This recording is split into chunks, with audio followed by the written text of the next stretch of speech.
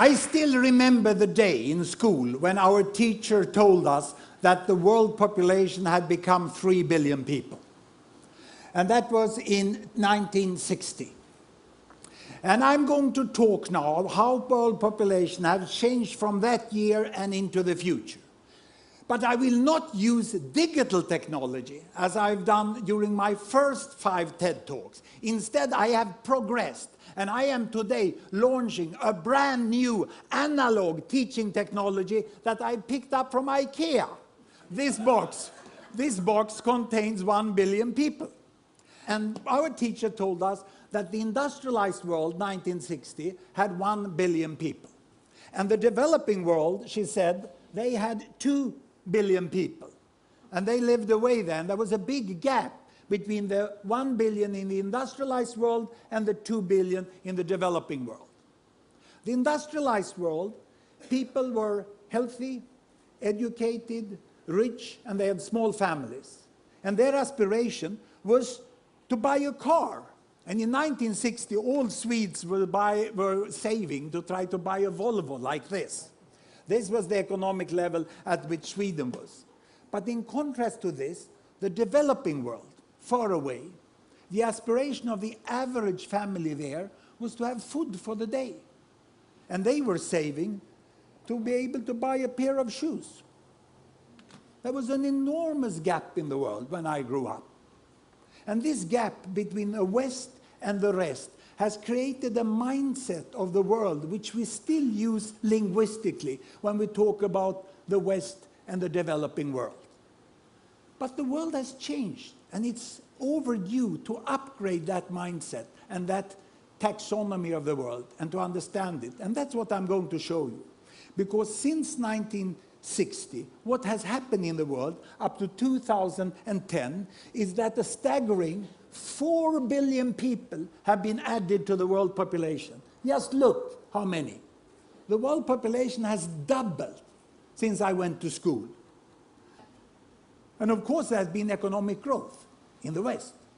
A lot of companies have happened to grow the economy, so the Western population moved over to here. And now their aspiration is not only to have a car, now they want to have a holiday on a very remote destination and they want to fly.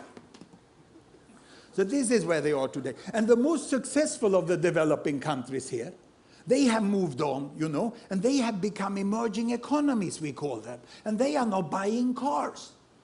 And what happened a month ago was that the Chinese company Geely, they acquired the Volvo company. And then finally the Swedes understood that something big had happened in the world. You know?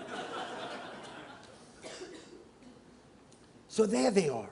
And the tragedy is that the 2 billion over here that is struggling for food and shoes, they are still almost as poor as they were 50 years ago.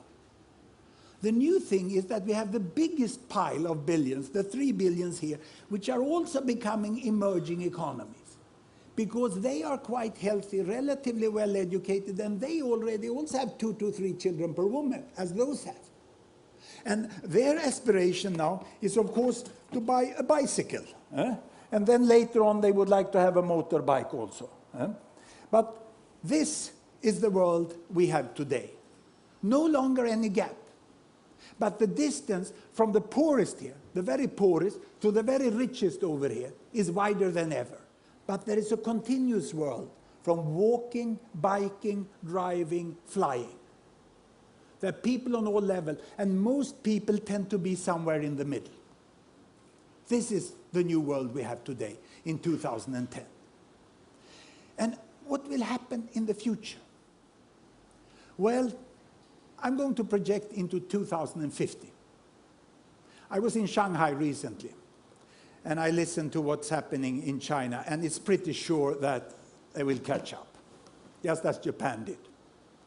All the projections. This one will grow with 1 to 2 or 3%, and this grows with 7, 8, and then they will land up here. They will start flying. And these lower middle income countries, the emerging economies, they will also forge forwards economically. And if, but only if, we invest in the right green technology so that we can avoid severe climate change and energy can still be relatively cheap, then they will move all the way up here. And they will start to buy electric cars, isn't it? This is what we will find there. So what about the poorest 2 billion? What about the poorest 2 billion here? Will they move on?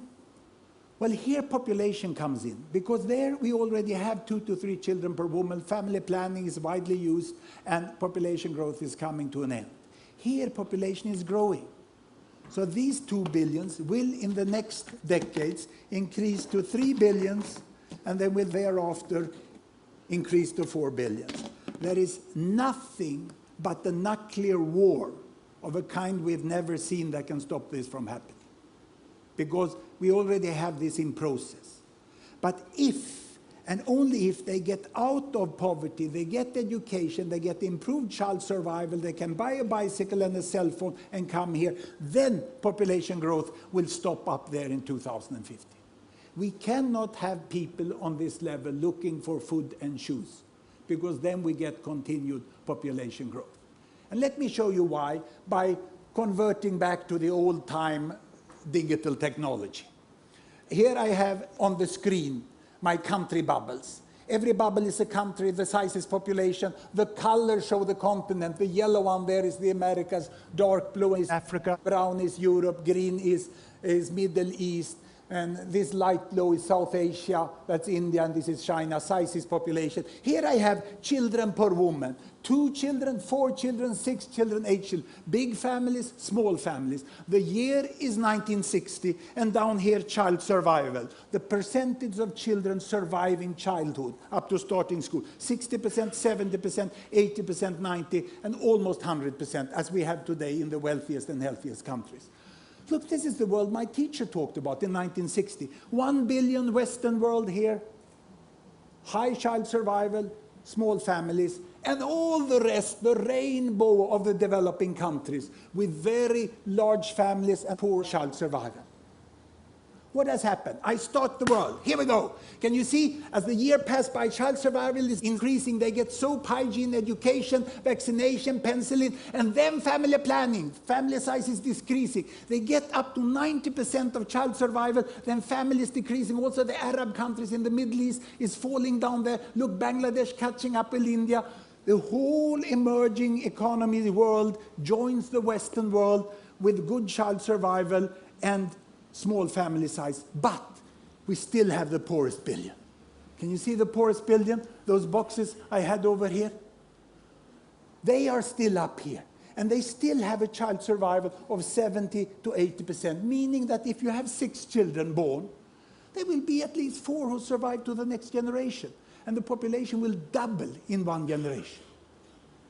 So the only way of really getting world population to stop is to continue to improve child survival to 90%. That's why investments by Gates Foundation, UNICEF and aid organization, together with national government in the poorest countries, are so good, because they are actually helping us to reach a sustainable population size of the world. We can stop at 9 billion if we do the right things.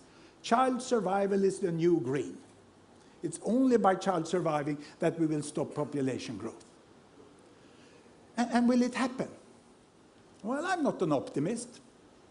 Neither am I a pessimist. I'm a very serious possibilist. It's a new category, where we take emotion apart and we just work analytically with the world. It can be done. We can have a much more just world with green technology and with investments to alleviate poverty and global governance. The world can become like this. And look at the position of the Old West. Remember when this blue box was all alone, leading the world, living its own life? This will not happen. The role of the Old West in the New World is to become the foundation of the modern world. Nothing more, nothing less. But it's a very important role. Do it well and get used to it. Thank you very much.